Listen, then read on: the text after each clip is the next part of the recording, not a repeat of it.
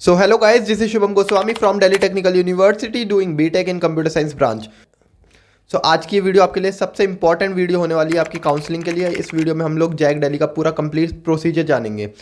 तो इस वीडियो को हल्की से भी स्किप करने की सोचना भी मत, अपने रिस्क पे स्किप करने की सोचना, क्योंकि आपको बहुत हेल्पफुल वीडियो, एक ही वीडियो में आपको पूरा कंप्लीट प्रोसेस मिलेगा, प्रोसीजर आपको पूरा कंप्लीट देखने को मिलेगा और कंप्लीट सीखने को मिलेगा। मैं रिक्वेस्ट करूंगा आप ये वीडियो अपने पेरेंट्स के साथ देखें तो ज़्यादा हेल्पफुल होगी, ताकि आपके पेरेंट्स भी जान सकें कि हमें कैसे कैसे क्या क्या चीज़ें क्या क्या डॉक्यूमेंट्स बनवाने हैं। तो बहुत ही हेल्पफुल वीडियो ये होने वाली है। तो फटाफट से आ जाओ, वीडियो को स्टार्ट करते हैं। मैंने बहुत मेहनत करके एक PDF बनाया है, तो फटाफट से डायरेक्टली वीडियो के सेकेंड पार्ट पर चलते हैं। सो आ जाइए गाइस, फटाफट से जैक दिल्ली का पूरा कंप्लीट प्रोसीजर के बारे में जान लेते हैं। एक आपको PDF स्क्रीन पे दिख रही होगी, तो फटाफट से इन्फॉर्मेशन लेते हैं। तो देखो फटाफट, व्हाट इज जैक दिल्ली। तो जैक दिल्ली पहली बात है क्या, जैक दिल्ली में 4 कॉलेजेस इंक्लूड है। जैक दिल्ली एक जॉइंट एडमिशन काउंसलिंग है, ठीक है। और ये एडमिशन आपको अंडर ग्रेजुएट BTech प्रोग्राम्स के लिए दिलाती है, जो कि दिल्ली के कॉलेजेस हैं। तो सबसे पहले इसमें कॉलेजेस आता है NSUT हो गया, DTU हो गया, IIIT दिल्ली हो गया, DSEU हो गया और IGDTUW हो गया, जो कि एक गर्ल्स कॉलेज है। देन इसके बाद हम बात कर लेते हैं अपनी एलिजिबिलिटी क्राइटेरिया के बारे में कि इसको कौन कौन दे सकता है। तो देखो आप इसको पढ़ सकते हैं, मैं आपको वैसे बता दे रहा हूँ कि एलिजिबिलिटी इसकी ये है कि जरूरी नहीं है आपने JEE मेंस क्रैक करा हो या अगर आपकी 98-99% आई लो तभी आप इसको भर सकते हैं। अगर आपने सिंपली अगर आप JEE मेंस के लिए अपीयर हुए हो तो आप इसके लिए एलिजिबल हो जैक दिल्ली के लिए। देन सेकंड चीज़, अगर आप के क्लास 12th में 60% एंड अबव है तो आप JEE मेंस का, और अगर आप JEE मेंस में अपीयर हुए हैं तो आप जैक दिल्ली के लिए एलिजिबल हैं। देन थर्ड चीज़, अगर आपके पास कोई भी डिफेंस कोटा है, OBC ST SC PWD वगैरह वाले हो तो आप भी इसे भर सकते हो। और खाली एक IIT दिल्ली एक ऐसा कॉलेज है जिसके अंदर आपको 70% एग्रीगेट मार्क्स हर सब्जेक्ट में चाहिए होते हैं फॉर एडमिशन। देन इसके बाद हम बात कर लेते हैं कंप्लीट प्रोसीजर कैसे हमारा होने वाला है। तो स्टेप बाय स्टेप, तो देखो सबसे पहला स्टेप जो है हमारा वो है रजिस्ट्रेशन का। तो सबसे पहले आपको रजिस्ट्रेशन करना पड़ेगा, जो कि आपको 1500 का अमाउंट देके आपको रजिस्ट्रेशन हो जाएगा। देन सेकंड चीज़ हमारी आती है चॉइस फिलिंग। ये बहुत ही इंपॉर्टेंट पार्ट है आपके पूरी काउंसलिंग, और इस पर आपको पूरी हेल्प मिलने वाली है, पूरी एक प्रॉपर वीडियो, प्रॉपर शॉर्ट्स वगैरह, और आपको प्रॉपर गाइडेंस मिलेगी। आपको कमेंट में पूछो, आप इंस्टा पे मेरे को DM करो, काफ़ी को रिप्लाई मिल रहे हैं 1 to 1, और आपको भी मिल सकते हैं, आप फटाफट कमेंट करो। देन थर्ड चीज़ आपका होगा सीट अलॉटमेंट। देन अगर आपको फर्स्ट राउंड में अगर सीट मिल गई ना तो उसके बाद आपको एक फ़ी पे करनी होती है, वो हम आगे जानेंगे। देन फोर्थ पॉइंट है हमारा advance fee payment. Fifth point है हमारा फिजिकल वेरिफिकेशन का या रिपोर्टिंग जो आप करना चाहते हो। देन अगला पॉइंट है हमारा विलिंगनेस सबमिट, जो अगर आपको कोई भी सीट मिली अगर आप उसे सेटिस्फाई हो तो आपको एक विलिंगनेस सबमिट करना होता है कि चलो मैं सेटिस्फाई हूँ, मेरे को यही सीट चाहिए, मैं फ्रीज कर रहा हूँ अब इसे। देन इसके अगला आपको एडमिशन कंफर्म करना पड़ेगा, उसके अगला आपको जो बैलेंस फी पेमेंट है वो आपको करना होगा, आपका यहाँ तक कॉलेज में एडमिशन हो चुका है। देन अगला आ जाते हैं कि रजिस्ट्रेशन करना कहते हैं कैसे है। देखो रजिस्ट्रेशन करने के लिए आपको जैक दिल्ली की वेबसाइट पे जाना होगा, वहाँ पे अप्लाई या रजिस्ट्रेशन का एक लिंक आ रहा होगा, उस पर आके आप रजिस्टर करोगे तो आपको कुछ ऐसा सा पोर्टल खुल के मिलेगा जिसमें आपको अपनी एप्लीकेशन नंबर, कैंडिडेट प्रोफाइल का अपना नाम वगैरह, अपना रोल नंबर या जो भी आपका एप्लीकेशन नंबर है, डेट ऑफ बर्थ वगैरह डाल के आप रजिस्टर करोगे, और आपको यहाँ पे एक अपना पासवर्ड बनाना पड़ेगा। देन उसके अगली बात, जब आप रजिस्ट्रेशन कर दोगे तो आपको एक 1500 का अमाउंट पे करना पड़ेगा as a registration fees. Then आपको रजिस्ट्रेशन करने के बाद आपने पासवर्ड वगैरह सब बना लिया, आपने पूरा रजिस्ट्रेशन कर दिया, उसके बाद देखिए आपको एक ऐसा सा पोर्टल आएगा जहाँ पे आप रजिस्टर करोगे, आपको अपना नाम वगैरह और डेट ऑफ बर्थ सब कुछ सेलेक्ट करके आपको यहाँ पे डालना पड़ेगा। देन जब आप रजिस्ट्रेशन कर दोगे तो आपके पास कुछ ऐसा सा पेज खुलेगा जहाँ पे आपको चॉइस फिलिंग, जितने आपके पास चॉइसेस है और जितने आपने अभी चॉइसेस भरी है या नहीं भरी वो आपको भरनी पड़ेगी। यहाँ पे आपको चॉइस फिलिंग करने को बोला जाएगा। तो चॉइस फिलिंग ऑर्डर सबसे इंपॉर्टेंट चीज़ होती है। मैं आपको एक एडवाइस देना चाहूँगा, चॉइस फिलिंग अगर आप 15 चॉइसेस आप भरोगे उसके बाद आप चॉइस कभी भी लॉक मत करना, वो अपने आप लॉक हो जाती है जब आपके राउंड्स चलेंगे, लेकिन लॉक अभी आप अपनी तरफ से मत करना। अगर आपने लॉक कर दी तो आप बाद में इसे एडिट नहीं कर पाओगे। और हाँ, आपको 2 ही चांस मिलते हैं एडिट करने का, तो बहुत ही सोच समझ के चॉइस फिलिंग करना। और जो भी हेल्प चाहिए आप इस चैनल पे पूछ सकते हो, कमेंट करो, मैं सब आपकी हेल्प करूँगा। फिर इसके बाद आपको चॉइस फिलिंग करनी है। चॉइस फिलिंग के बाद आपका प्रोसेस आता है, चॉइस फिलिंग के बाद प्रॉपर एक स्पेशल वीडियो आने वाली है तो उसकी आप चिंता मत करो। देन इसके अगला प्रोसेस हमारा आता है सीट अलॉटमेंट का। देखो अगर आपकी फर्स्ट राउंड में कोई भी सीट अलॉट नहीं हुई है तो आपको चिंता करने की बात नहीं है, आप ही सेकेंड राउंड में आप प्रोसीड हो जाओगे। और अगर आपको फर्स्ट राउंड में या किसी भी राउंड में सीट मिल चुकी है तो उसके बाद आपको एक सीट को बचाने के लिए, या सीट अलॉट हुई है तो आपको एक फ़ी पे करना होता है 95,000 रुपीज़ का। तो उसके बाद अगर आपने वो फीस पे नहीं करी तो आपका एडमिशन तक कैंसिल हो सकता है, और वो भी आपको डेट वाइज करनी होती है। जैसे OBC SC या कोई कैटेगरी वाले हैं तो उनकी डेट्स अलग होगी, और जो जनरल कैंडिडेट है उनकी डेट्स अलग होगी, और जो आउटसाइड दिल्ली वाले हैं उनकी डेट्स अलग होगी, जो आपका होम स्टेट वाले हैं उनकी डेट्स अलग होगी।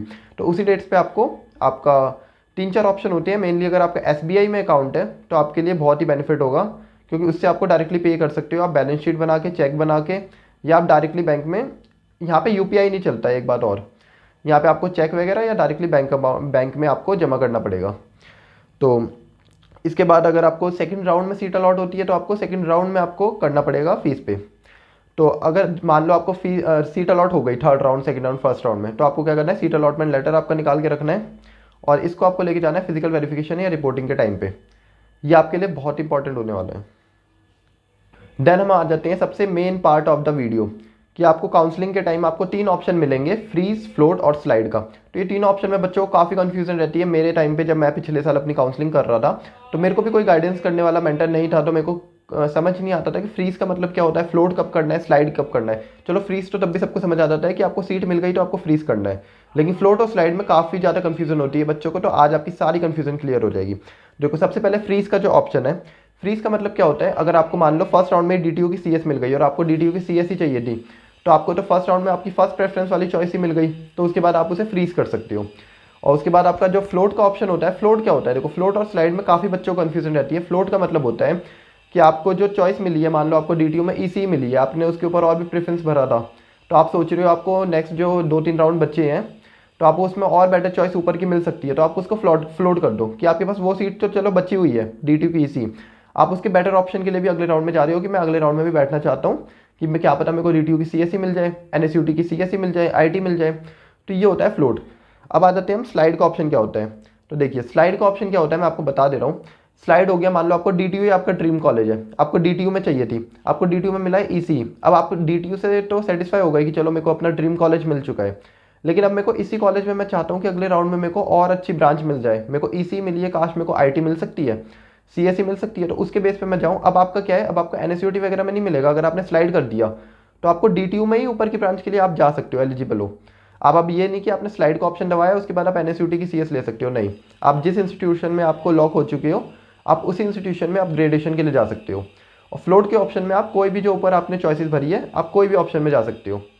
तो आपको समझ आ गया होगा। उसके बाद हम बात करते हैं बोनस सिस्टम जो ट्रिपल आईटीज़ में होता है। तो देखो ट्रिपल आईटी दिल्ली में आपको पहली बार तो एडमिशन के लिए 70% हर अपने क्लास 12 की हर सब्जेक्ट में 70% स्कोर करना ही होता है।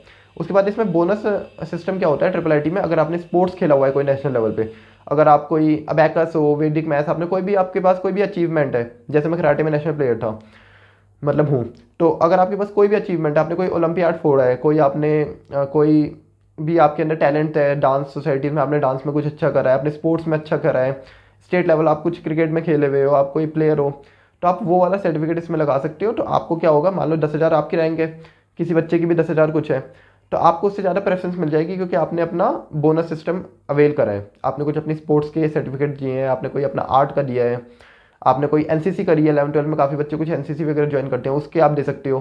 तो ये था हमारा बोनस सिस्टम। देखो यार इतनी डिटेल वीडियो कोई नहीं बनाएगा, इतनी मेहनत करके ये वीडियो बना रहे हैं, फटाफट लाइक कर दो, सब्सक्राइब करो यार, कुछ सपोर्ट दिखाओ वीडियो पे, क्योंकि इतनी मेहनत कर रहे हैं और आपके लिए 1-to-1 गाइडेंस आएगी। अगर आप कुछ भी पूछोगे आपके लिए 1-to-1 काउंसलिंग आने वाली है। सो इसके बाद हम बात कर लेते हैं मोस्ट इंपॉर्टेंट पार्ट, डॉक्यूमेंट कौन कौन से रिक्वायर्ड है आपको रजिस्ट्रेशन के टाइम पे। देखो क्लास 12 की मार्कशीट, क्लास 10 की मार्कशीट, आपका आधार कार्ड हो गया, उसके बाद हो गया आपकी पासपोर्ट साइज फोटो, आपका बैंक अकाउंट और चेकबुक और आपका कैटेगरी सर्टिफिकेट। कैटेगरी सर्टिफिकेट आपका अप्रैल के बाद का होने वाला हो, अप्रैल के बाद का होना चाहिए। तो ये आप फटाफट से जाके बनवा लो, अगर जिसका बना है उसका वेल एंड गुड, और जिसका नहीं बना है उसको दिक्कत आ सकती है आगे। या तो आप इसको यहाँ पे आप एक विलिंगनेस सबमिट कर सकते हो कि मैं फिजिकल रिपोर्टिंग से पहले पहले बनवा लूँगा, अगर आपका अभी नहीं बन पाया है तो, और जिसका बन गया उसका वेल एंड गुड।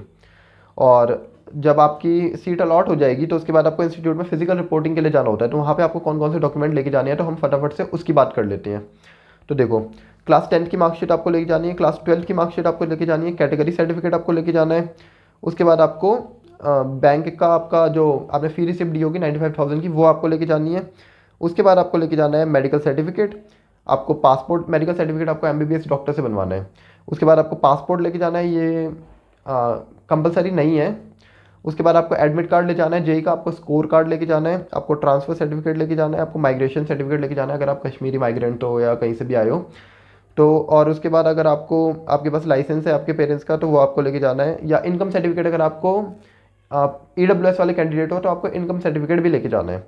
उसके बाद आपको आधार कार्ड लेके जाना है और सीट अलॉटमेंट लेटर लेके जाना है, ये तो सबसे इंपॉर्टेंट चीज़ है। और एक चीज़ इसमें मेंशन नहीं है, आपको अपना चॉइस फिलिंग ऑर्डर जो आपने है ना उसका प्रिंट आउट निकाल लो, और वो भी आपको दिखाना होता है, क्योंकि मेरी पर्सनल जो मैंने फिजिकल रिपोर्टिंग करी थी DTU में जाके तो वहाँ पे मांगी थी। सो ये थी यार आज की कंप्लीट वीडियो। तो आपको इससे डिटेल वीडियो अब तक यूट्यूब पे नहीं मिलेगी,